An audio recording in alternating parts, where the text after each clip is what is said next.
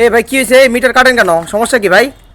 এখানে এই গ্রাহকরা অবৈধভাবে অফিসকে অবহিত না করে মিটার স্থানান্তর করেছে। হ্যাঁ, স্থানান্তর করেছে প্লাস তারা এই সিলটা তারা নিজেরাই কেটেছে। এখন এটা তো এটা তাদের, তো লাগানো ছিল সিল ভাই, কিভাবে লাগানো ছিল তাহলে?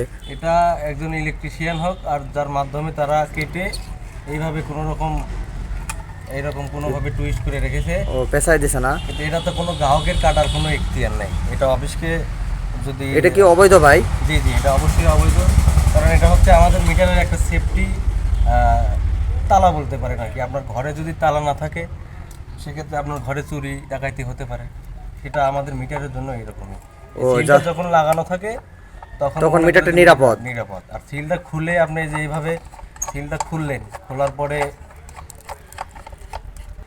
ও, তাহলে নিজে নিজে স্থানান্তর মিটার করা যাবে না? না ভাই, অফিসকে জানায় আবেদন করতে হবে, তাই না? অবশ্যই আপনি মিটার এক জায়গা থেকে আরেক জায়গায় নিতে গেলে আচ্ছা বা ভাই, আপনার ঠিক আছে, ধন্যবাদ আপনাকে অসংখ্য।